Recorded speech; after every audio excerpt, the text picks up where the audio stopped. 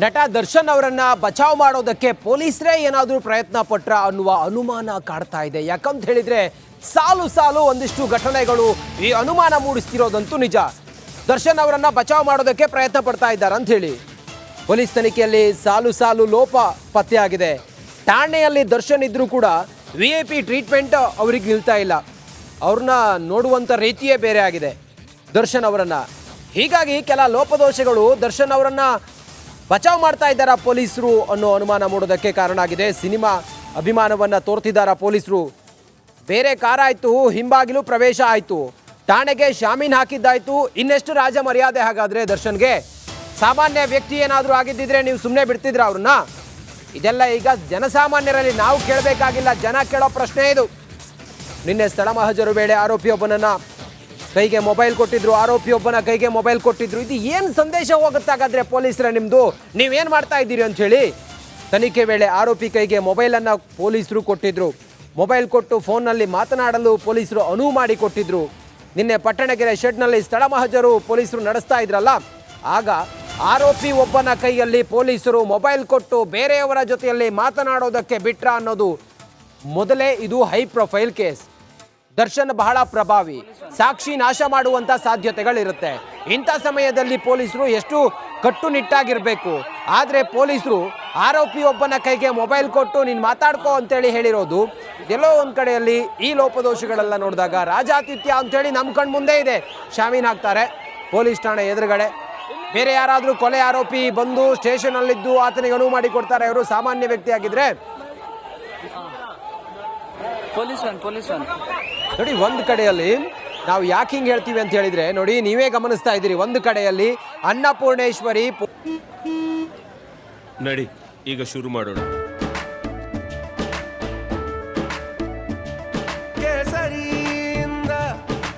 ಮನೋಲ್ಲಾಸ ಮನಸ್ಸು ಮತ್ತೇರಿ ಕುಣಿದಾಡಿದೆ ನೋಡು, ಮನಸ್ಸು ಮತ್ತೇರಿ ಕುಣಿದಾಡಿದೆ ನೋಡು. ಕ್ಷಣ ಕ್ಷಣವೂ ಆಚರಿಸಿ ಕೇಸರಿ ಹಬ್ಬ. ವಿಮಲ್ ಬಾಯಲ್ಲಿ ಹೇಳಿ ಕೇಸರಿ. ಪೊಲೀಸ್ ಠಾಣೆಯ ಮುಂಭಾಗ ಶಾಮೀನು ಹಾಕಿದ್ದಾರೆ. ಅದು ಯಾಕೆ ಹಾಕಿದ್ರೋ ಏನೋ ಕೇಳಿದ್ರೆ ಇನ್ವೆಸ್ಟಿಗೇಷನ್ ಬಹಳ ಗುಪ್ತವಾಗಿ ನಡೀತಾ ಇರೋದ್ರಿಂದ ನಾವು ಶಾಮೀನು ಹಾಕಿದ್ವಿ ಅಂತ ಹೇಳ್ತಾರೆ. ಆದರೆ ದರ್ಶನ್ಗೆ ಸಿಗರೇಟ್ ಹೊಡೆಯೋದಕ್ಕೆ ಶಾಮೀನು ಹಾಕಿದ್ದಾರೆ ಅನ್ನೋದು ಮೇಲ್ನೋಟ ಗೊತ್ತಾಗ್ತಾ ಇದೆ. ಮತ್ತೊಂದು ಕಡೆಯಲ್ಲಿ ದರ್ಶನ್ ಮಾಧ್ಯಮದ ಕಣ್ಣಿಗೆ ಬೀಳಬಾರ್ದು ಅಂತೇಳಿ ಹಿಂಬಾಗಿಲ ಮೂಲಕ ದರ್ಶನನ್ನ ಕರ್ಕೊಂಡು ಹೋಗ್ತಾರೆ. ಶಾಮಿಯಾನ ಹಾಕಿರೋದು ದರ್ಶನ್ ಮಾಧ್ಯಮದ ಕಣ್ಣಿಗೆ ಬೀಳಬಾರ್ದು ಅನ್ನೋ ಕಾರಣಕ್ಕೋಸ್ಕರ ಹಿಂಬಾಗಿಲಿಂದ ಅವ್ರನ್ನ ಕರ್ಕೊಂಡು ಹೋಗ್ತಾರೆ. ಸೇಫ್ ಮಾಡ್ತಿದ್ದಾರೆ ಅನ್ನೋದು ಇಲ್ಲಿ ಜಗಜ್ಜಾಹೀರಾಗುತ್ತೆ, ನಮ್ಮ ಕಣ್ಣು ಮುಂದೆನೇ ಇದೆ. ಇನ್ನೊಂದು ಕಡೆಯಲ್ಲಿ ನಿನ್ನೆ ಮಹಜರ್ ಪ್ರಕ್ರಿಯೆ ನಡೀತಾ ಇತ್ತು. ಆರೋಪಿಯೊಬ್ಬನ ಕೈಗೆ ಮೊಬೈಲನ್ನು ಕೊಟ್ಟಿದ್ರು ಪೊಲೀಸರು. ಏನು ಸಂದೇಶ ಹೋಗುತ್ತಾಗಾದ್ರೆ ಪೊಲೀಸರು? ಇದು ನೀವೇನಾದರೂ ಬಚಾವ್ ಮಾಡೋದಕ್ಕೆ ಪ್ರಯತ್ನಿಸ್ತಾ ಇದ್ದೀರಾ? ಶಾಮೀಲಾಗಿದ್ದೀರಾ ನೀವೇನಾದರೂ ಈ ಪ್ರಕರಣದಲ್ಲಿ? ದರ್ಶನ್ನ ದೊಡ್ಡ ಸೆಲೆಬ್ರಿಟಿ, ಸಿನಿಮಾದಲ್ಲಿ ಹಂಗೆ ಮಾಡಿದ್ದಾರೆ ಹಿಂಗೆ ಮಾಡಿದ್ದಾರೆ, ಅಷ್ಟೆಲ್ಲ ಫ್ಯಾನ್ಸ್ ಇದ್ದಾರೆ ಅಂತೇಳಿ ನೀವು ಅವರನ್ನೇನಾದರೂ ಸೇಫ್ ಮಾಡೋದಕ್ಕೆ ಪ್ರಯತ್ನ ಪಡ್ತಾ ಇದ್ದೀರಾ? ಮಾಡಿರೋದು ಗನಂದಾರಿ ಕೆಲಸ ನಮ್ಮ ಕಣ್ಣು ಮುಂದೆ ಇದೆ. ಹೀಗೆಲ್ಲ ಇರುವಾಗ ದರ್ಶನ್ ಏನಿದ್ದಾರೆ ಅವ್ರಿಗೆ ಸೇಫ್ ಮಾಡೋದಕ್ಕೆ ಅಥವಾ ಅವ್ರನ್ನ ಬಚಾವ್ ಮಾಡೋದಕ್ಕೆ ಪೊಲೀಸರು ಮುಂದಾಗ್ತಿದ್ದಾರೆ ಅನ್ನುವ ಅನುಮಾನ ಇದೆಲ್ಲ ನೋಡಿದಾಗ ಗೊತ್ತಾಗುತ್ತೆ. ಇನ್ನಷ್ಟು ಮಾಹಿತಿಯೊಂದಿಗೆ ನಮ್ಮ crime bureau chief Sunil Dharmasthala ಈಗ ನೇರ ಸಂಪರ್ಕದಲ್ಲಿ ಜಾಯ್ನ್ ಆಗಿದ್ದಾರೆ. ಸುನಿಲ್, ದರ್ಶನ್ ಅವರನ್ನ ಪೊಲೀಸರು ಬಚಾವ್ ಮಾಡ್ತಿದ್ದಾರೆ ಅನ್ನೋದಕ್ಕೆ ಏನೇನು ಕಾರಣಗಳಿವೆ ಸುನಿಲ್?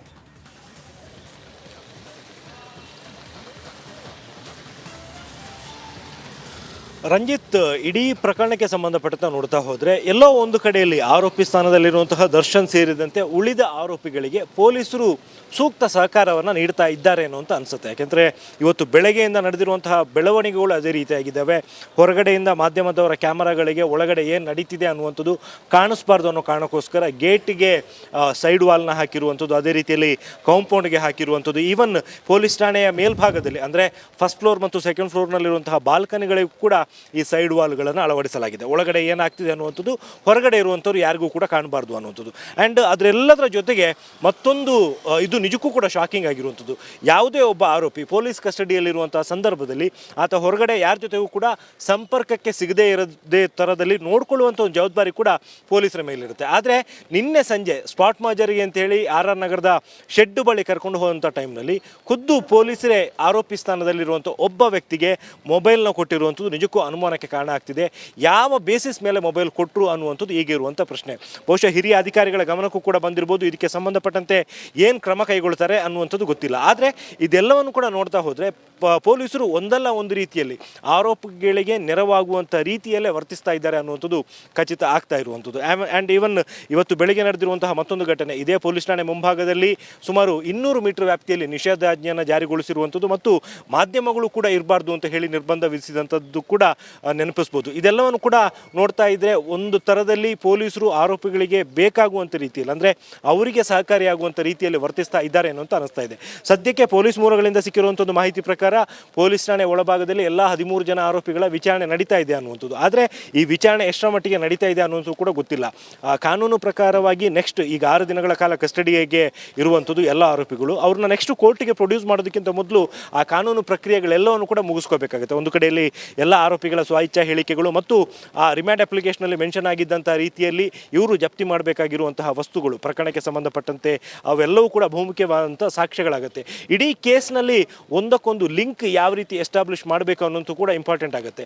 ಇದೆಲ್ಲವೂ ಕೂಡ ಇವಾಗಕ್ಕಿಂತ ನಾಳೆ ದಿನ ಕೋರ್ಟ್ನಲ್ಲಿ ಚಾರ್ಜ್ ಶೀಟ್ ಸಲ್ಲಿಕೆ ಮಾಡುವ ವೇಳೆಗೆ ತುಂಬಾ ಪ್ರಮುಖವಾದಂಥ ಸಾಕ್ಷ್ಯಗಳಾಗುತ್ತೆ. ಹಾಗಾಗಿ ಈ ಎಲ್ಲ ನಿಟ್ಟಿನಲ್ಲಿ ಪೊಲೀಸ್ ಅಧಿಕಾರಿಗಳು, ತನಿಖಾಧಿಕಾರಿಗಳು ಯಾವ ರೀತಿಯ ಕ್ರಮಗಳನ್ನು ಕೈಗೊಳ್ಳುತ್ತಿದ್ದಾರೆ, ಯಾವ ರೀತಿಯ ತನಿಖೆಯನ್ನು ನಡೆಸ್ತಿದ್ದಾರೆ ಅನ್ನುವಂಥದ್ದು ನಿಜಕ್ಕೂ ಹೊರಗಡೆ ಯಾರಿಗೂ ಕೂಡ ಗೊತ್ತಾಗ್ತಾ ಇಲ್ಲ. ರಂಜಿತ್.